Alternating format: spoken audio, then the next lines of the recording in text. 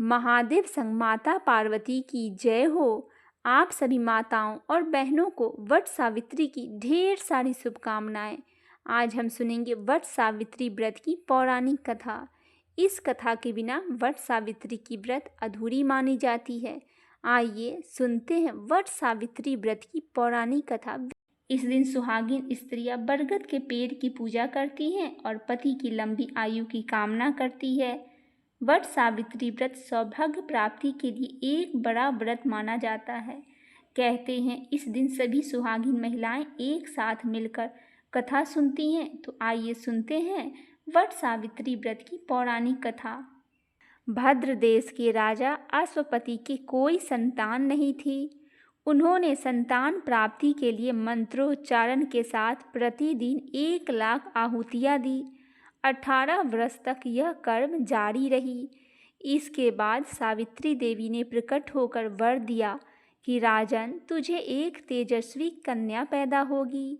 सावित्री देवी की कृपा से जन्म लेने के कारण कन्या का नाम सावित्री रखा गया।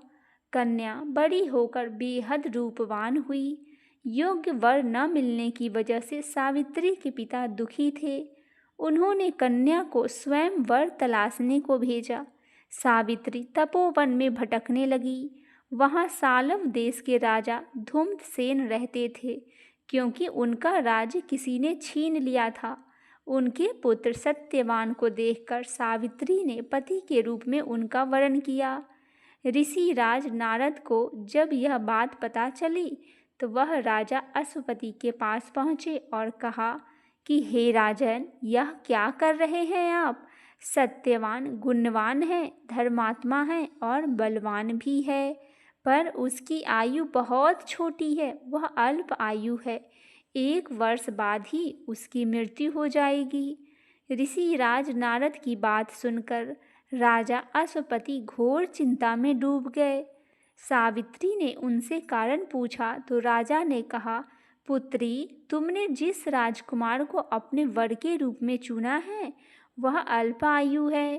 तुम्हें किसी और को अपना जीवन साथी बनाना चाहिए। इस पर सावित्री ने कहा कि पिताजी, आर्य कन्या अपने पति का एक बार ही वरण करती है, राजा एक बार ही आज्ञा देते हैं और पंडित एक बार ही प्रतिज्ञा करते हैं और कन्यादान भी एक ही बार किया जाता है। सावित्री हठ करने लगी और बोली, मैं सत्यवान से ही विवाह करूंगी।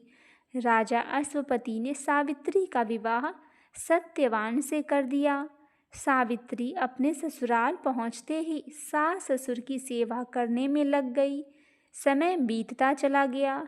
नारद मुनि ने सावित्री को पहले ही सत्यवान की मृत्यु के दिन के बारे में बता दिया था। वह दिन जैसे जैसे करीब आने लगा, सावित्री अधीर होने लगी। उन्होंने 3 दिन पहले से ही उपवास शुरू कर दिया। नारद मुनि द्वारा कथित निश्चित तिथि पर पितरों का पूजन किया। हर दिन की तरह सत्यवान उस दिन भी लकड़ी काटने जंगल चले गए। साथ में सावित्री भी गई। जंगल में पहुंचकर सत्यवान लकड़ी काटने के लिए एक पेड़ पर चढ़ गए। तभी उसके सिर में तेज दर्द होने लगा। तेज दर्द से व्याकुल सत्यवान पेड़ के नीचे उतर गए। सावित्री अपना भविष्य समझ गई। सत्यवान के सिर को गोद में रखकर सावित्री सत्यवान का सिर सहलाने लगी।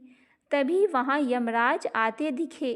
यमराज अपने साथ सत्यवान को ले जाने लगे। सावित्री भी उनके पीछे पीछे चल पड़ी। यमराज ने सावित्री को समझाने की कोशिश की कि यह विधि का विधान है, लेकिन सावित्री नहीं मानी। सावित्री की निष्ठा और पतिपरायणता को देखकर यमराज ने सावित्री से कहा कि हे देवी, तुम धन्य हो, तुम मुझसे कोई भी वरदान मांगो। सावित्री ने कहा कि मेरे सास ससुर वनवासी और अंधे हैं, उन्हें आप दिव्य ज्योति प्रदान करें। यमराज ने कहा, ऐसा ही होगा, जाओ अब लौट जाओ। लेकिन सावित्री अपने पति सत्यवान के पीछे पीछे चलती रही। यमराज ने कहा, देवी तुम वापस जाओ। सावित्री ने कहा, भगवान, मुझे अपने पति देव के पीछे पीछे चलने में कोई परेशानी नहीं हो रही। पति के पीछे चलना मेरा कर्तव्य है। यह सुनकर उन्होंने फिर से उसे एक और वर मांगने के लिए कहा। सावित्री बोली, हमारे सास ससुर का राज छिन गया है, उसे पुनः वापस दिला दे। यमराज ने सावित्री को यह भी वरदान दे दिया और कहा, अब तुम लौट जाओ। लेकिन सावित्री पीछे पीछे चलती रही। यमराज ने सावित्री को तीसरा वरदान मांगने को कहा। इस पर सावित्री ने 100 संतानों और सौभाग्य का वरदान मांगा। यमराज ने इसका भी वरदान सावित्री को दे दिया। सावित्री ने यमराज से कहा कि प्रभु, मैं एक पतिव्रता पत्नी हूँ और आपने मुझे पुत्रवती होने का आशीर्वाद दिया है। यह सुनकर यमराज को सत्यवान के प्राण छोड़ने पड़े। यमराज अंतर ध्यान हो गए और सावित्री उसी वट वृक्ष के पास आ गई जहाँ उसके पति का मृत शरीर पड़ा था। सत्यवान जीवित हो गया और दोनों खुशी खुशी अपने राज्य की ओर चल पड़े। दोनों जब घर पहुँचे तो देखा कि माता पिता को दिव्य ज्योति प्राप्त हो गई है। इस प्रकार सावित्री और सत्यवान चिरकाल तक राज्य सुख भोगते रहे। अतः पतिव्रता सावित्री के अनुरूप ही प्रथम अपने सास ससुर का उचित पूजन करने के साथ ही अन्य विधियों को प्रारंभ करें। वट सावित्री व्रत करने और इस कथा को सुनने से उपवासक के वैवाहिक जीवन या जीवन साथी की आयु पर किसी प्रकार का कोई संकट आया भी हो तो वह टल जाता है। अतः आपने जिस प्रकार सावित्री को अखंड सौभाग्यवती का वरदान दिया, आप उसी प्रकार हम सभी पर आप अपना दया दृष्टि और आशीर्वाद सदैव बनाए रखिए।